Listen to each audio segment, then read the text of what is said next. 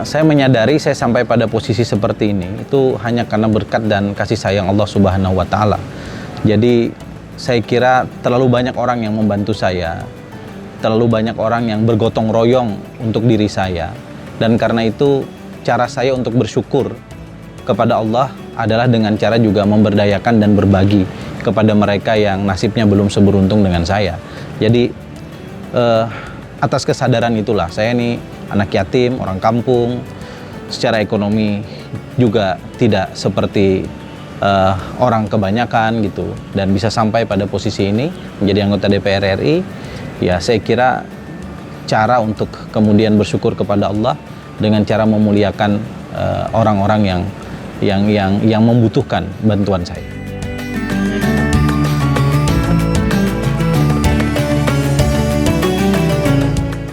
Kita kan tidak memiliki apa-apa, kita lahir ke dunia tidak memiliki apa-apa, dan hakikatnya apa yang ada pada diri kita saat ini pun hanya titipan dari Allah Subhanahu wa Ta'ala. Jabatan, harta, kekayaan, dan seterusnya. Karena itu kalau kita mau masuk secara filosofis sebetulnya bukan berbagi, tapi kita mendistribusikan apa yang Allah titipkan kepada kita sesuai dengan porsi yang memang diajarkan dalam ketentuan agama. Misalnya soal zakat harta 2,5% misalnya, maka kemudian 2,5% itu kalau tidak kita keluarkan sebetulnya adalah pelanggaran terhadap syariat Islam itu sendiri.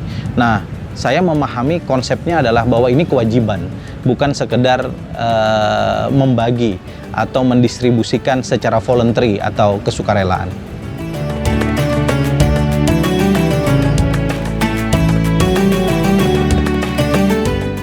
Pandemi COVID-19 ini membuat banyak sektor terkoreksi. Bukan hanya sektor kesehatan, tapi juga sektor ekonomi. Banyak saudara-saudara kita yang kemudian harus jatuh pada titik ekonomi yang tidak berdaya. Karena itu, dalam ajaran Islam kita diminta untuk selalu tolong-menolong dalam kebaikan. Ta'awanu 'alal birri wat taqwa wa la ta'awanu 'alal ismi wal udwan.